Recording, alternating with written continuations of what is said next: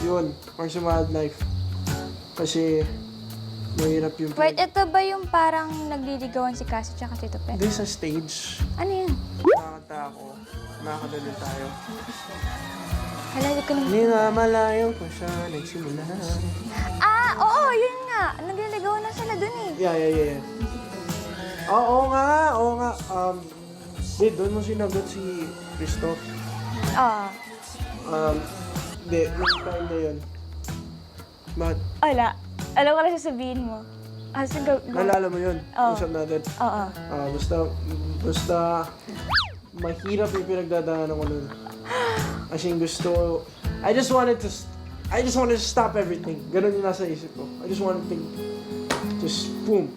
I'm done. I don't want to do anything anymore.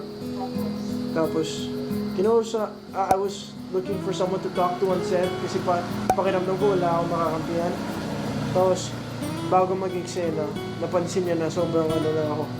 Bago mag-eksena na ganito na ako. Kasi, ayoko sabihin. Kasi may hawak siya. Oh, that! Oh! Tapos, mag-isa lang siya. So parang, anong gagawin nito? So doon ko na siya in-approach. No, I was just weird. I was just in a bad place. Sobrang bad na place. Wala. Nagtatago siya doon sa dilim na part ng set. Tsaka bago mag-eksena kasi kailangan talaga kilig na kilig yung eksena. Sobrang kailangan pakilig pero wala talaga ako sa tamang isip. So, nilapitan niya ako, okay ka lang, kaya mo itong gawin? Sabi ko, oo.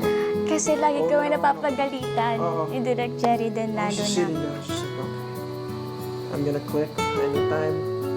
Pag kailangan na yung eksena. As in, ganun ako dati.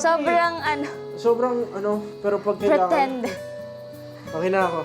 Tapos pagkatapos, Parang pagka-action, smile. Pag wala, pero nag-open up ako sa kanya doon. Bakit ako ganun? Yeah. yeah. Yes. Yes. At sobra siyang serious. That was one of the most serious conversations we ever had. Very serious. For me, For me. Lalim nun para sa akin. Next.